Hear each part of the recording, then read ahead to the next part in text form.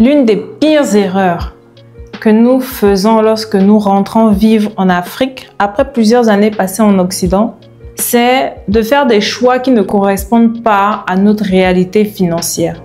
Parce que nous voulons transposer notre mode de vie à l'occidental dans un milieu africain où la vie coûte cher malheureusement. Donc, pour vous qui souhaitez rentrer, cette vidéo va vraiment vous aider à faire de bons choix. Je vais vous donner des conseils que moi personnellement j'aurais bien voulu que l'on me donne avant que je ne vienne m'installer en Côte d'Ivoire. Donc, restez bien jusqu'à la fin et prenez des notes, c'est très important. N'oubliez surtout pas aussi de partager et de liker pour faire grandir la communauté. Bonjour, c'est toujours un plaisir pour moi de vous retrouver sur cette chaîne. Je suis Lomi Guitou et vous êtes sur La Diasponaise, la chaîne des entrepreneurs africains. Alors, moi, je suis entrepreneur, je vis actuellement en Côte d'Ivoire, mais j'ai fait 10 ans en France. Donc, je suis rentrée l'année dernière et j'ai fait des choix qui, malheureusement, au fil du temps, m'ont un peu porté préjudice et je me suis ravisée en changeant complètement de paradigme et c'est ces conseils-là que je vais vous donner aujourd'hui. Donc, si ce n'est pas encore le cas, abonnez-vous parce qu'ici, je vous donne vraiment des conseils très avisés qui vont vous servir au quotidien, surtout si vous préparez votre retour en Afrique pour y investir. Pour illustrer en fait ce que je dis, je vais vous raconter une petite anecdote que j'ai vécu récemment. En fait, je suis sur plusieurs groupes Facebook de femmes, plusieurs réseaux de femmes entrepreneurs, etc. Des personnes qui veulent rentrer. D'ailleurs, j'ai même créé un groupe WhatsApp de personnes qui préparent leur retour en Côte d'Ivoire. Voilà, dans ce groupe, on s'entraide, on se donne des bons plans, on se donne des go et des non-go pour certains business. Donc, si ça vous intéresse, que vous êtes une femme et que vous avez une activité en Côte d'Ivoire, vous avez besoin de réseauter, etc., vous pouvez cliquer sur le lien que je mets en description pour intégrer notre réseau de femmes entrepreneurs en Côte d'Ivoire. Donc, dans ce groupe-là, il y a une qui fait une demande. Elle nous dit en fait qu'elle a trouvé du travail en tant qu'expatriée pour une boîte qui est à Abidjan.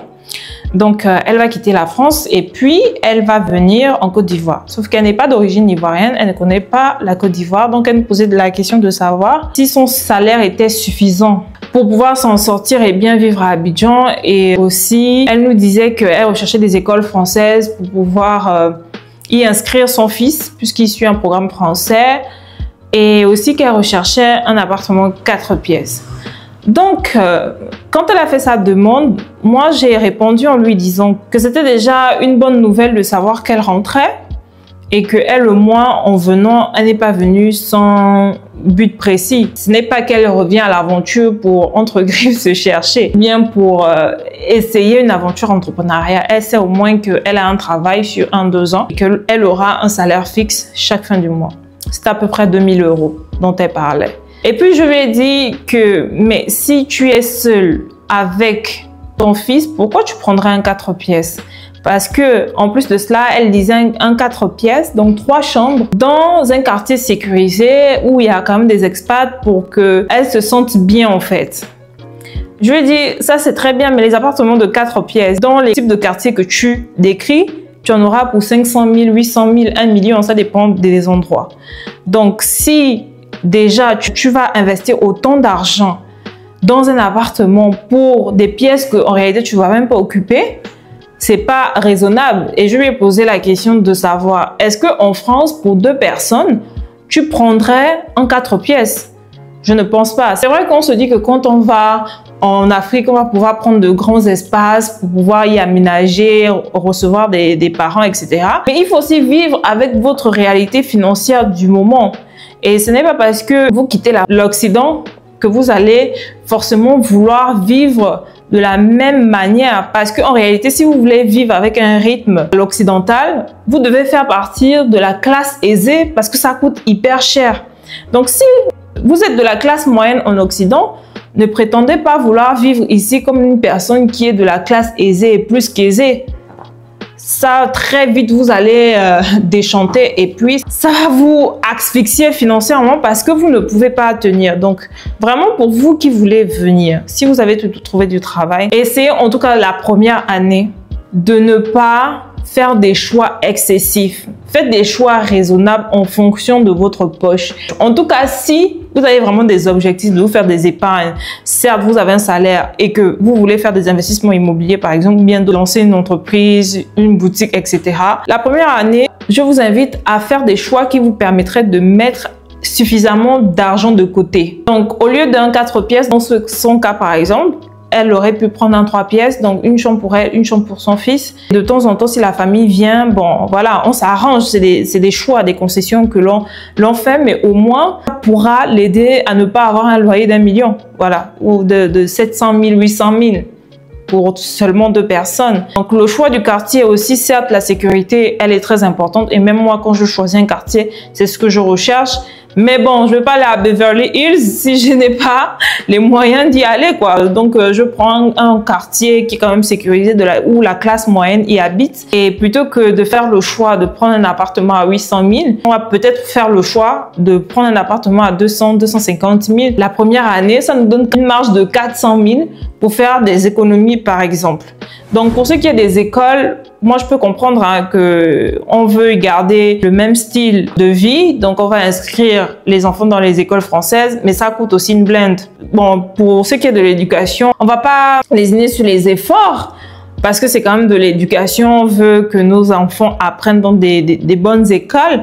Mais je pense que localement aussi, il y a de très bonnes écoles qui ont fait leurs preuves. Donc, quand vous repartez dans un pays d'Afrique, essayez aussi le programme scolaire local. Ça peut être différenciant que de forcément mettre dans les écoles françaises. Et surtout, bon, en termes de qualité d'enseignement, je ne sais pas si le système français vaut plus le coup que le système local, par exemple. Bon, ça, c'est une autre discussion. On pourra justement en discuter dans les commentaires. Ce que vous en pensez, dites-moi. Mais en tout cas, faites les bons choix. Si vous n'avez pas les moyens financiers d'inscrire vos enfants dans une école privée, une école française, essayez de les inscrire à l'école locale. Peut-être pas une école publique, mais une école privée. Voilà.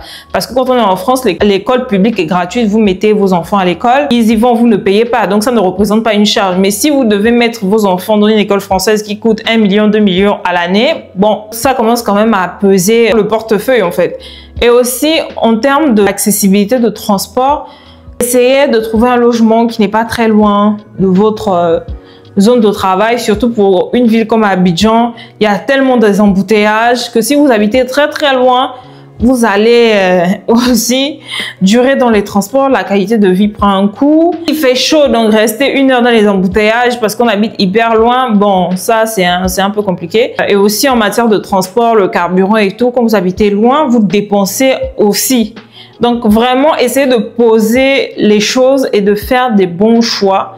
Des choix qui vont vous permettre de vivre en fonction de votre réalité financière. Parce que très vite, on est poussé, en tout cas, à vivre au-dessus de nos moyens parce qu'on veut garder le même confort à l'occidental dans lequel on a l'habitude de vivre. Malheureusement, en Afrique, la vie coûte excessivement cher. Donc, si vous faites partie de la classe moyenne en France, ne pensez pas que vous allez subitement changer et partir d'une classe moyenne à une classe aisée aussi facilement. Donc, restez raisonnable dans vos dépenses financières, dans vos choix pour ne pas vous retrouver asphyxié. Moi, quand je suis venue, j'avais fait un choix d'appartement. Il était vraiment trop bien. C'était mon coup de cœur, etc.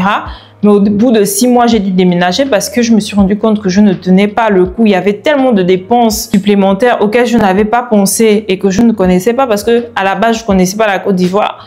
Maintenant, en étant sur place, je me suis rendu compte que mais il y a trop de choses.